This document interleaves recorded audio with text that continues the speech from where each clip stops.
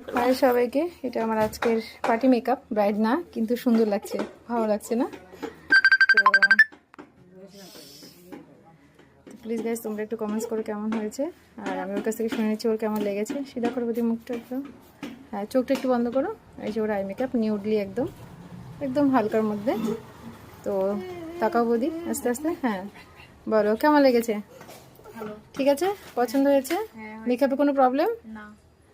ওকে, শুনে নিলে তোমরা। তো প্লিজ তোমরা করতে চাইলে অবশ্যই কন্ট্যাক্ট করো। Okay guys, by.